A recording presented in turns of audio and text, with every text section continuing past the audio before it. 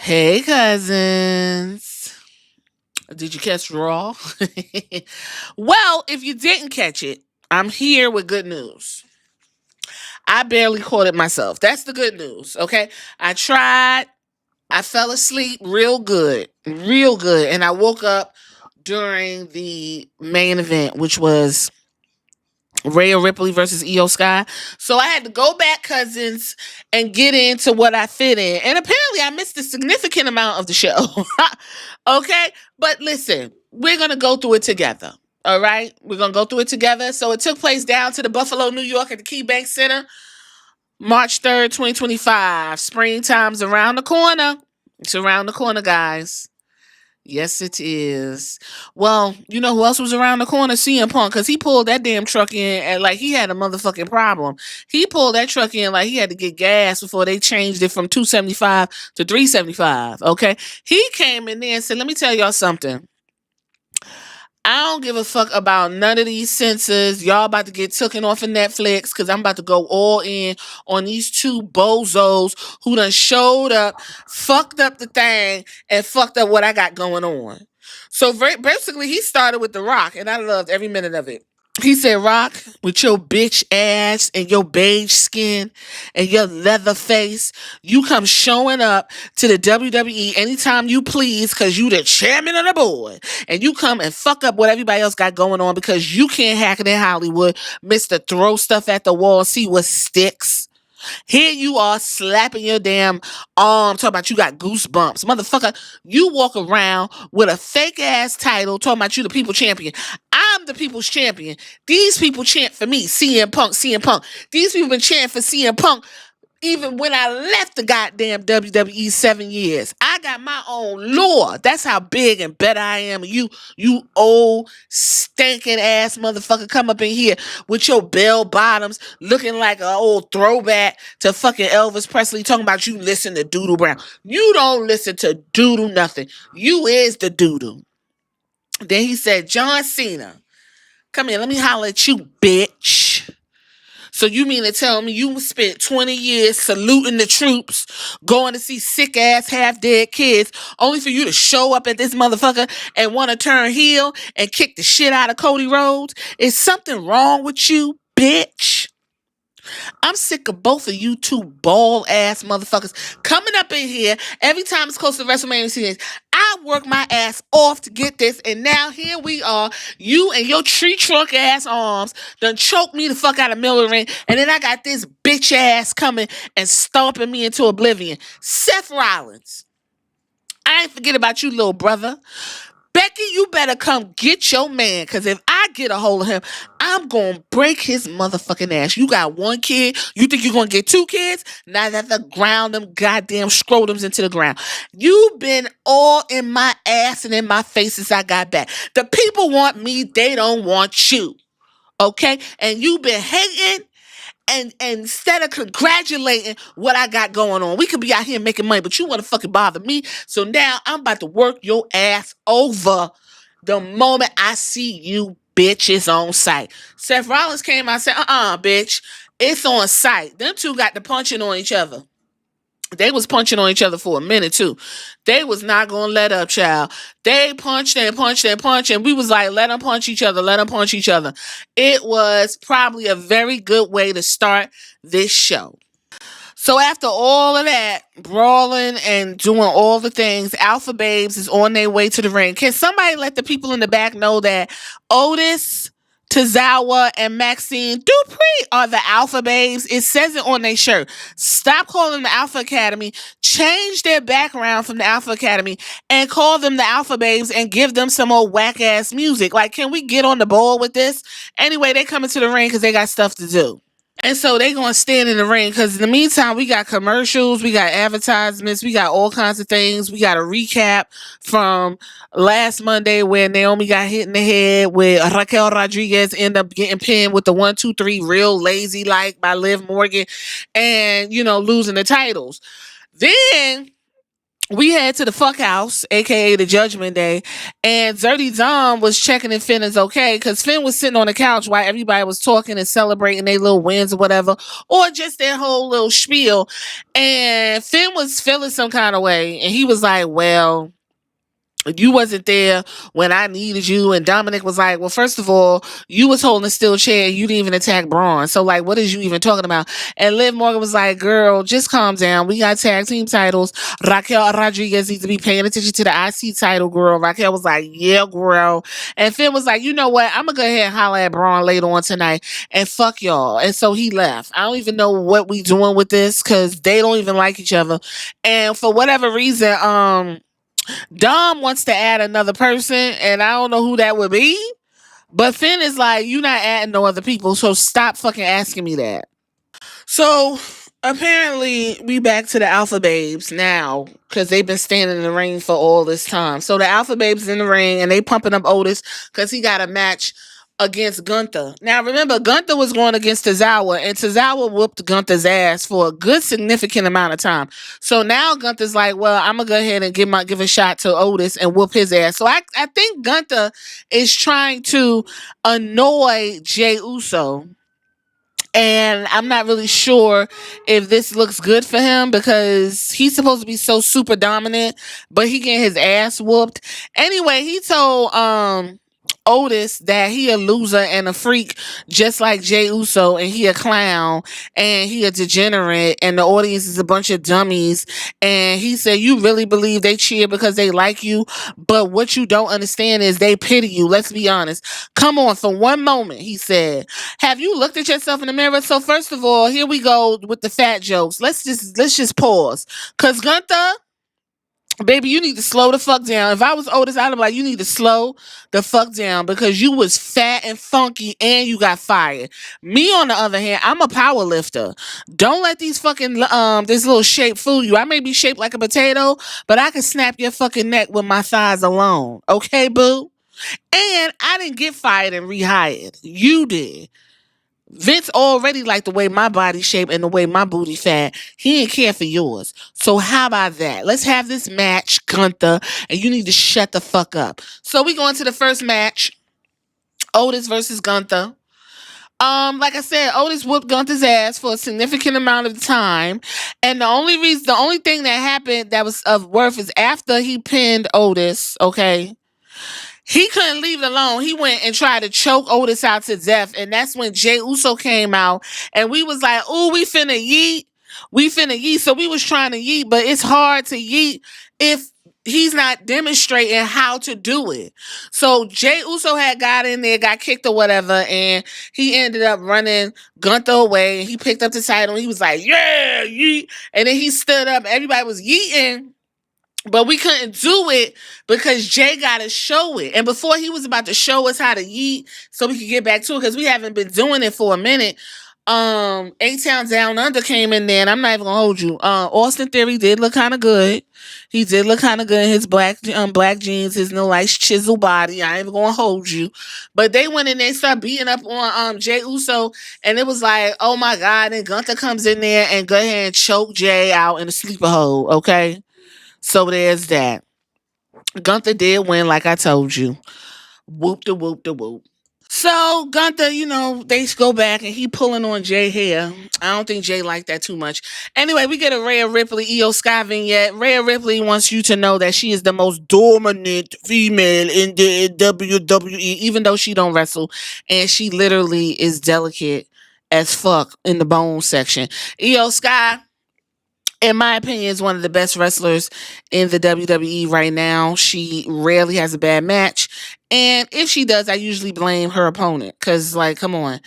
Apparently there's gonna be a brand new WWE podcast dubbed Raw Recap featuring two of the most ugliest people you could find, Sam Roberts and Megan Morant. And that'll be premiering tomorrow on YouTube. So if you want a recap by these two boring ass troglodytes, you go right ahead. They do look like troglodytes. Before you even be like, what? UFC Hall of Famer Clay Guda is in the house. I don't know who that is. Basically, Bailey was backstage and she was talking to who that? Kathy Kelly? I want to say Kathy Kelly or that other chick. What's that other girl name? Anyway, she was back there talking and Bailey basically was saying that her road to WrestleMania is a little bit going to be a little bit longer than she would like because she lost that Elimination Chamber. So it was alluded that she should probably keep her eye on the Intercontinental Championship that's coming up because maybe that's a way for her to get a road to WrestleMania. And I actually like this idea. Bailey would be a great woman to use to elevate the mid-card titles, give some, rub to some folks, even from NXT. I think it would be perfect to, laminate at that as the workhorse title, like Valkyria is doing. Okay. I'm probably doing this earlier than what it was, but we're going to get it out anyway. Kathy Kelly also was backstage and she interviewed AJ Styles. And what was his thoughts on the controversial ending of the Elimination Chamber where The Rock whooped and beat on Cody Rhodes, and where apparently they're saying that what's his name? Travis Scott. That helped me remember his name, guys. He hit Cody Rhodes in the face and apparently he injured him. So there's that. Anyway, AJ Styles was like, man, I didn't see that coming. I didn't know John Cena was going to sell out. Then all of a sudden, Karrion Kross grabs AJ Styles from the back, in like a very seductive hold. And AJ was very slow to break out of it. And I was like, okay, girl, what? Like, all right. Karrion Kross goes on to say, I'm still here. I still work. I don't do shit. I get paid to be walking around, letting my hair grow out, growling through my teeth, telling people what they should do so I can seem like I'm fucking with people's consciousness and making them do bad stuff. And my wife is nowhere to be found because that's the star of the show. So I'm just here to let you know that you probably should go out there and see what's up with Logan Paul because he needs something to do. And apparently, what's his name? Karrion Kross feels like AJ Styles took the bait because he was like, you know what? I'm definitely gonna call out Logan Paul because we gonna be at Madison Square Garden. And Karrion Kross was like, it's working. Can he get fired? Can we get him fired? Lyra Valkyria versus Ivy now. Woo woo. For the WWE Intercontinental Women's Championship. This is actually a very good and stiff match. Lyra Valkyria did the Nightwing and she was tired because that Nightwing was tired. But it was good enough to pin the pit bull in the skirt and Lyra Valkyria retained. Apparently, her next opponent is going to be Raquel Rodriguez, which is unfortunate. I think that would have been a good time to go ahead and roll Bailey in. I do not want to see Dakota Kai and her glass knees come anywhere near this shit again. Jackie Redmond tried to have a backstage interview with Seth Rollins. Seth Rollins proceeded to get into another fight with CM Punk because it's on site. Adam Pearce was very upset. He said, you know what? Bitch, come over here. So he pulled Seth Rollins by his ear and took him over to the front of the bus. He was like, you know what, bitch?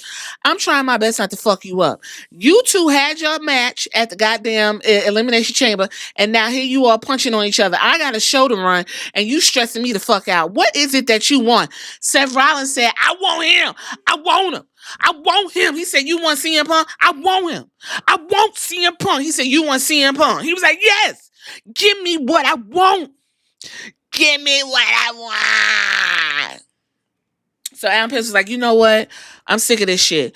You want him? You got him. At Madison Square Garden, you and CM Punk going to blows in a motherfucking steel cage. And that's going to be the end of this. Do you understand? In the meantime, get your fucking sweaty animal looking ass on that bus. And I don't want to see you for the rest of the night. You got what you wanted. Go lay down somewhere. Hey, he got four of the guards. He was like, hey, y'all stand in front of this fucking bus and don't let this man go nowhere. He is done for the night. Kathy Kelly, she was back there introducing the GOAT, Bianca Belair. Argue with your mammy, don't argue with me. On how she was processing Jade Cargill's vicious attack. Bianca was like, listen, it's a lot going on. I'm not even going to hold you. I'm trying to get myself together. I did not think this bitch was gonna come back looking as good as she did and beat the hell out my homegirl like that. It's a lot of questions I gotta ask. I gotta do all this type of sorting things out.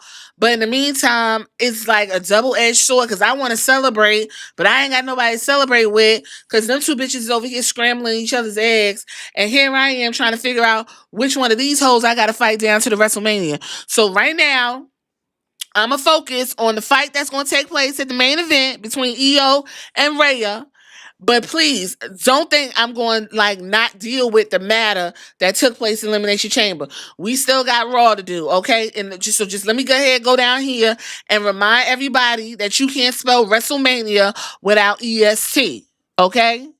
Then we got this weird ass Chad Gable vignette, child. Let me tell you. Chad Gable had left to go and find what make luchadors good. And he ended up in a back alley in some part, I guess he in Mexico or Central America or South America.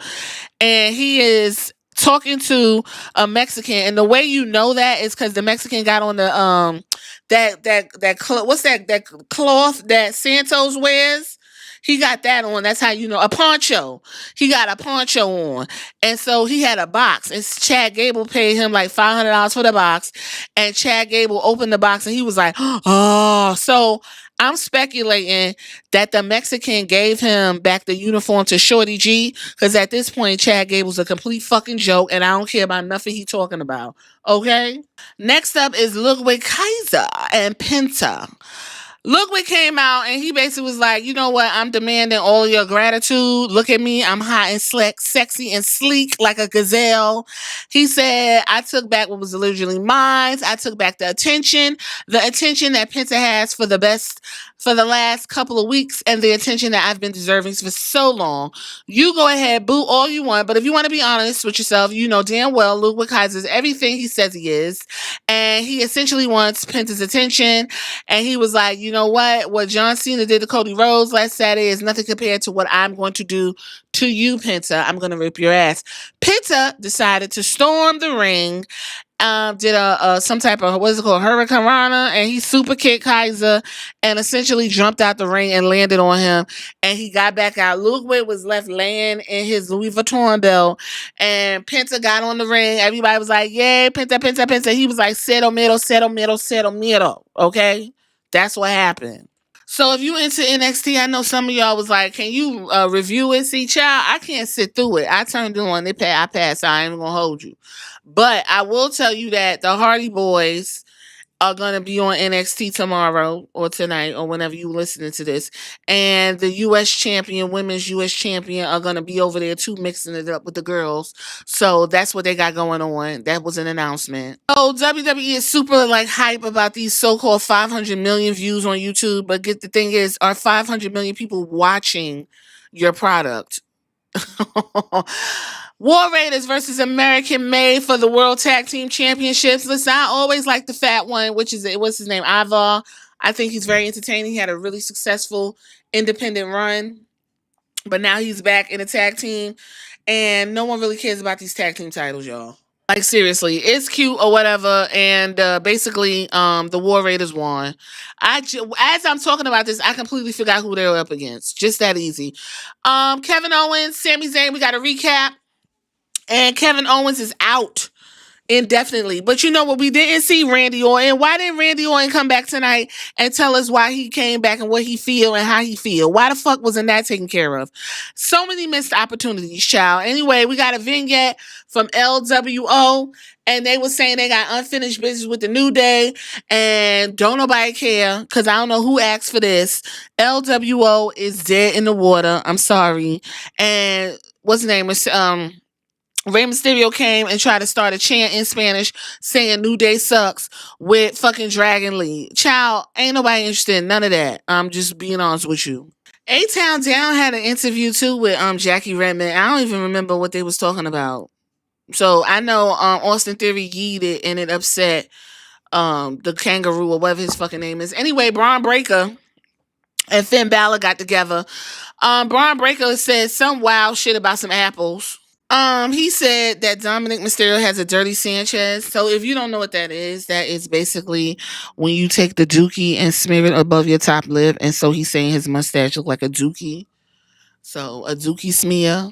He said, an apple a day keep a doctor away, but if it's a fight you looking for, I like to grapple, and I'm going to take this spear, and how about all them apples? Mind you, if you go back and look at the clip, Jackie Redmond is literally lip reading, lip syncing with him, because I guess that was a very difficult thing for him to remember. I don't know who wrote that and who told him to repeat that bullshit, but okay, it got Road Dog written all over it. It got Road Dog. He should say this. I'm telling you. I was like, okay, Braun. Anyway, he called out Finn Balor. Finn Balor came and he was like, hey, Braun, the only reason you're still Intercontinental Champion is because the Judgement Day has allowed you to remain the Intercontinental Champion. And then Braun Breakker said, the only reason why I'm the Intercontinental Champion is because I'm a dog. Okay. All right. Finn Balor said, you think you embarrassed us? Braun on the overhead belly, the super. He got a suplex. My bad. He said, I could take the title from you anytime. And you clearly just a little smarter than you look. You're standing up there behind Jackie because you know the first time you step in the ring with me, there won't be any dogs barking. No, they're going to be watching me put you down. We gonna have to do better with these promos, guys. We gonna have to do better. Anyway, Braun came running down, and then he speared stunt Braun, and then at some point, fucking Apple Man ran around the corner and got speared, and then he threw Dirty Sanchez over on his back, and he was about to run the ropes and take out Finn Balor, but Finn Balor got pulled out by them two, and he stood in the ring and he was barking or whatever. So I guess Finn Balor is gonna be his next opponent for the Intercontinental. Even though we had a picture with AJ Styles and we had a picture with Pentagon, I guess we gonna go ahead with Finn Balor because Finn Balor said he gonna get it how he gotta live it or whatever. Then we gotta go through another video cap of John Cena's heel turn on Cody Rhodes, and Michael Cole said that Cody Rhodes will address everything this Friday. So we gotta get another fat tongue ass promo from Cody Rhodes and go through this whole entire recap again. Which, let me tell you something.